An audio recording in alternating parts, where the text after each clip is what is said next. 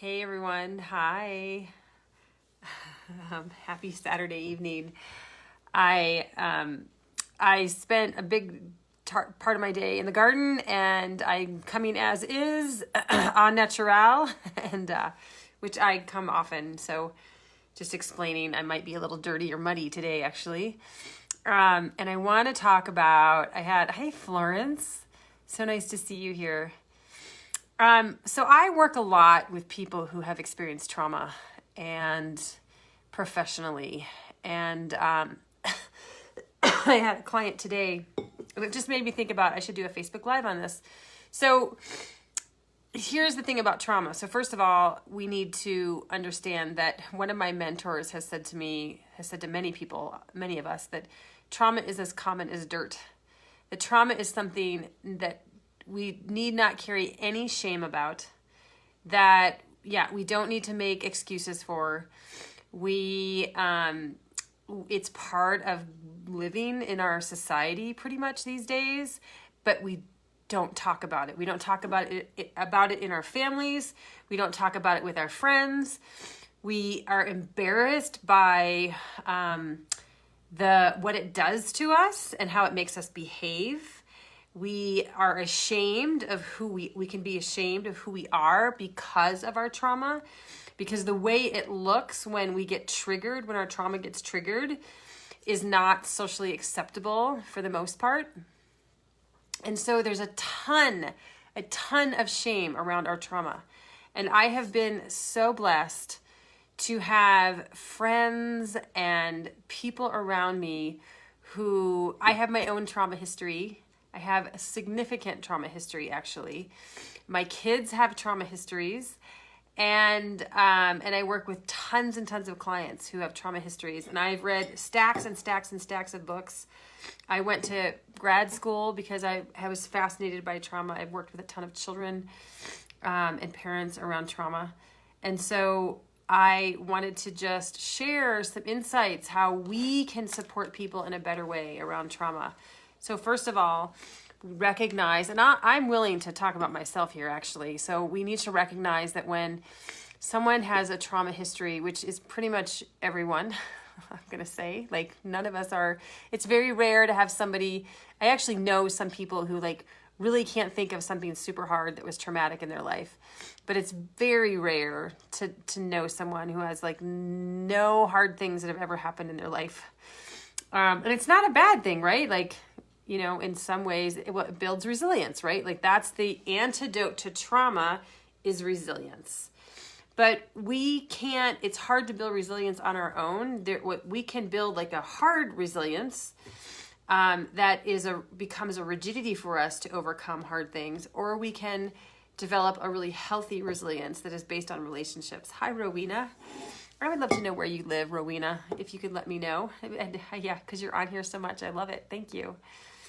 And so that's not what I really want to talk about right now, though. What I really want to talk about is that it's very common. So it needs to be normalized, and we need to talk about it.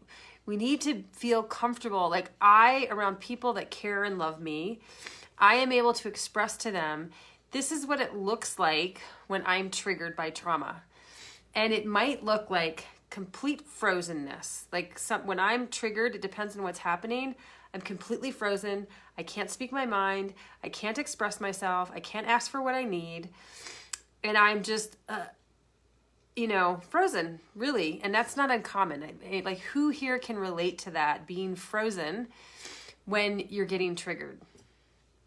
When certain things trigger me, I might get frozen. When other things trigger me, I might get pissed. I might get angry and mad and mean and not very nice. Like I've learned to work with that, but it's what happens. I mean, think about PTSD, right? Like, you know, we've got fight, flight, or freeze. And some people say flock. There's other things that might go along with that. But there's times I have a flight response. That's not so common for me. Fight, yes, sometimes that happens, and freeze is what is most common for me. And these are actually a sequence. I didn't realize that until I started to really study trauma.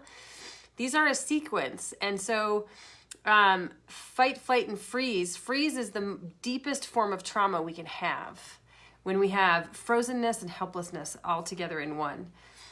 And so my common one is freeze. And so but there's other types of trauma that I'll be in a fight response.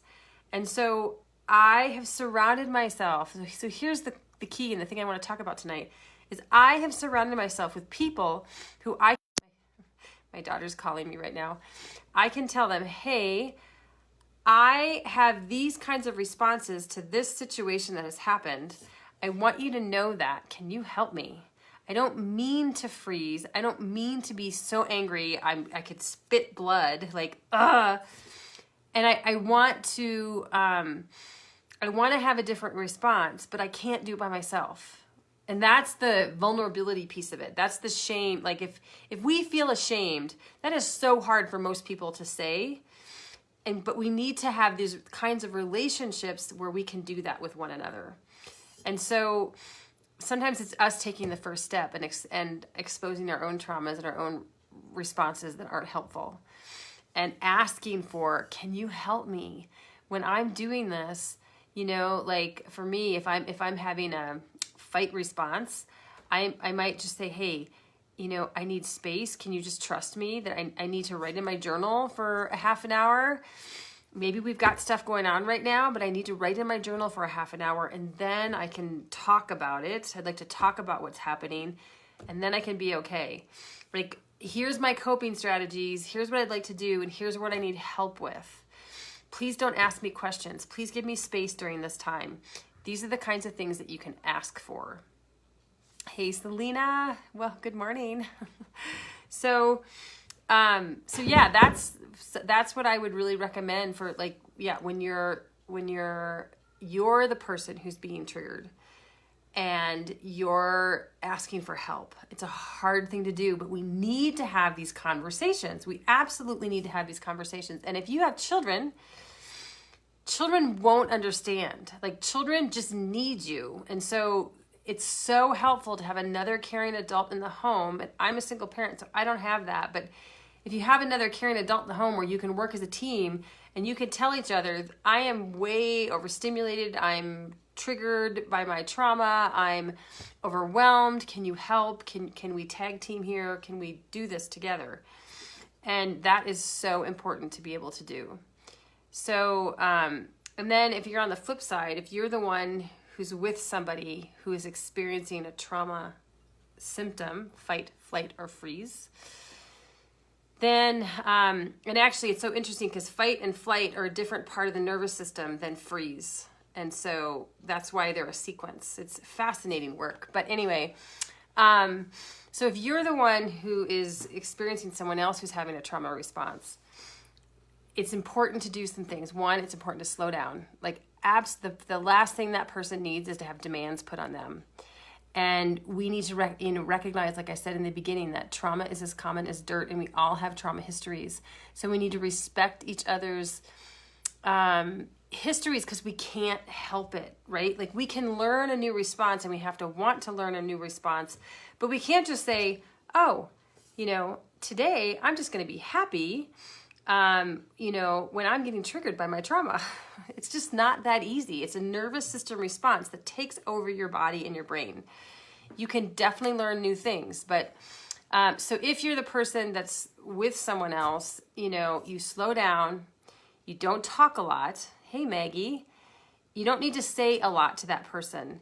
I would even look at, slowing down your breathing rate, because what happens is when that person is triggered by a trauma, their trauma is triggered by something else, they go on hypersensitive alert. Their alert system goes hypersensitive. And so they're paying attention to fine-tuned, especially neurobiological processes in our bodies that are happening. Hey, Amber. And so they don't know it, but they're paying attention to our breathing.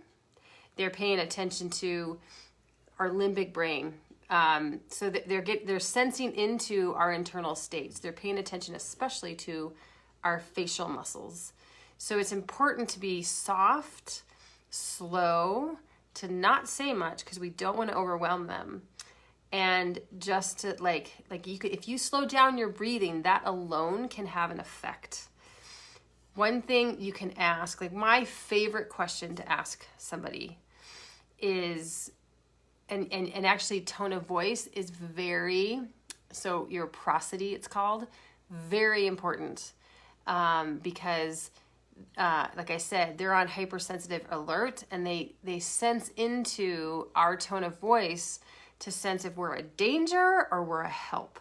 And they're especially looking for a danger. So any slight hint in our voice of blame or shame or frustration, which might happen, they're gonna tune into that, even though we might be in a helpful state of mind.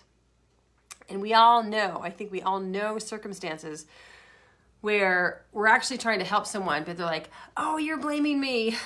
It's because they're tuned into that part. They're looking for danger. They're absolutely looking for danger. So, so my favorite question to ask using a soft, warm tone of voice is, what do you need right now? And I'm kind of saying it how I would say that. Like, is there a way that I can support you?